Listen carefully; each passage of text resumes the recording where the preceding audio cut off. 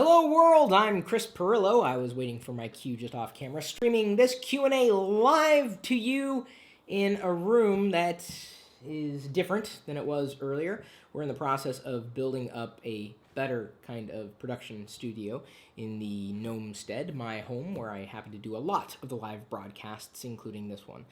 This is just the beginning, and we have to get better sound.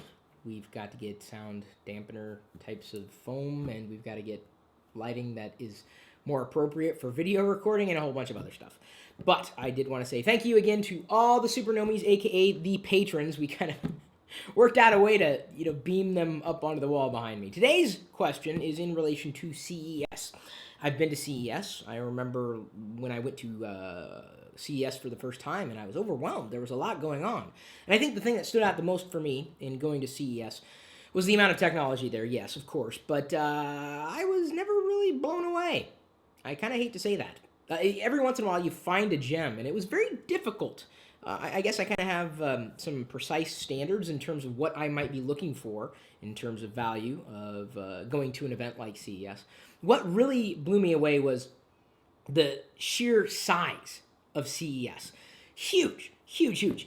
And not just, in scope, but the amount of people at CES has always been a lot. And so when given an opportunity to go to CES, of course, I'm happy to do just that. However, I've learned in recent years that it's okay not to go too and still enjoy what everybody else is experiencing at CES. Now, this is not sour grapes at all. Suffice it to say, I'm watching all the social feeds, and there are thousands upon thousands of people who are talking about the same things. And that's great, because I get to see the same things over and over again. And there are a few rather amazing announcements this year. It happens every year.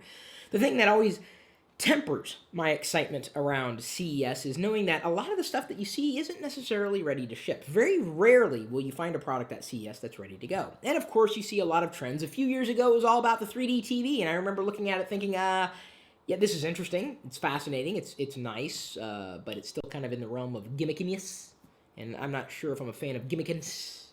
The gimmicky kind of gimmickiness. Can I say? I just said it. Is that a thing? I'm making it a thing. All right. As of right now, it's a thing. It's officially a thing. You're toking about gimmickiness. I'm toking. That's what he said. I did. I said token, Oh. John. You were sitting right here. I don't pay attention. John's producing. He's bald now, ripping out his hair with this kind of jerry rigging. Want to see something cool? Yeah. This is like what I do now. I was told. Look. That's amazing, John. Yep. Technology at its finest. Pretty cool. It's a little slider there. You're welcome. Everybody. That's why you pay me the big bucks. No shadow puppets? No, not right now. This is obviously the most professional thing they've seen while Ever. Shadow puppets. Oh, okay. Yeah, without. And no puppet puppets. There we go. I got a shout out. Like, hey Chris, what do you think about CES? Well, I think it's pretty amazing, but I'm just as happy to experiencing it this way because it's kind of crazy to be there in person. Well, why do you say that? I bet you really want to go. Well, you kind of get used to seeing the same things over and over again, and a lot of what I've seen in my social feeds, Mr. Shadow Puppet, is the same things that I've seen before. I mean, iterations, like the big... So what I'm saying is it tends to be interesting stuff, but nothing really revolutionary. And a lot of the stuff may not be ready to ship, and you just kind of get lost, which is cool, but it's kind of hard to find the gems. And when I say gems, I mean things that are really, truly different. Not just the next generation, which might excite some of you. It just never excited me. I was looking for something that was not a game changer, just something unique that made the trip worthwhile. And it's difficult to do. It really is, because there are so many companies presenting there. And they are, talking about all the latest technology, which is cool. But I get the same thing online. And my feet don't hurt.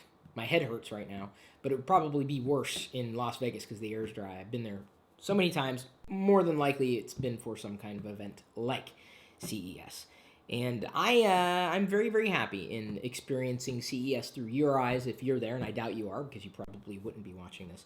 But it's also another reason why I do not bend over backwards to get to CES, because the biggest value I get from the shows is not necessarily seeing the technology. It's not necessarily getting out of the house. It's meeting you, meeting people. Talking to other people who might do things online, content producers. So I like those types of events where I can connect with other people, and CES just is not that type of event. So that's one of the reasons why I don't really, work to get to CES. I take the opportunity when it comes, of course, and very happy to. This year's trends seem to be wearable, Internet of Things, smart home-ishness, and there's a lot of competition and a lot of chaff to wade through to find the wheat. And that's something I'm going to let other people do because they're doing a fantastically better You're gonna job. let other people chafe? No, I said the chaff. Chafe? Chaff. This is actually spelled differently, John.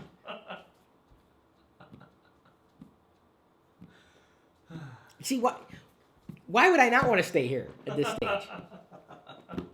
Yeah, so we're geeking out at home here, trying to get things set up, and this is not even the beginning of what we're going to be trying to do. And this is, like I said, in large part to the Supernomies, aka the patrons. We're really, really appreciative of it. Because I just am not someone who geeks out over a lot of the things that other people geek out about. You might geek out about hardware and stuff, but it's a tool to me. So I can see this looks okay. I mean, it looks better than what we had yesterday, I think. And I think we'd all agree. So what are your thoughts on CES? Have you ever been? Do you want to go? Why do you want to go? Is there one thing in particular? What are you not getting that you couldn't get otherwise? And maybe it's just that I've been through it so many times before that the newness is kind of worn off. I look for exciting things that really kind of get me going and yeah, that's awesome. And it's hard to find at CES. You've never been to CES, have you, John? No. It's hard to find good stuff. So just watch the Twitter feed, I guess, for people posting amazing things because, a lot of updates, a lot of announcements from companies. We're going to be covering some of that in TLDR today. There's all kinds of people that are there that are cooler than me that will tweet for me and I get to see it. That's what I'm saying. And you don't have to pay for travel, and you don't have the I hassle don't have of to get getting trampled by around. people either because I'm short. Oh, it's crazy. Well, this is what I'm saying. There's so many people who are way more popular than I am, covering things that I could not get to. I mean, exclusives, right? With 1,000 people behind you covering the same exclusive. I'm sorry. I'm just not gonna bend over backwards to do something that everybody else is doing, and the chances of you seeing the thing that I'm doing are few and far between. But I've found some cool stuff in the past. Yeah. I have. Yeah, I posted those videos. I don't like recording a video. Believe it or not, I don't like even doing a video. I don't even like going to an event necessarily unless I know, am I going to get something that I think is worth sharing? And so I'm very careful about that. I don't just record everything and anything, even though there's a lot to be recorded. That way, I'm kind of acting as a filter of sorts. Yeah, like a filter. Like blue light from this side and orange light from this side, which we don't have today, John. John would. Like, where is it? There's no blue light. Well, unless I turn up the brightness on my tablet here.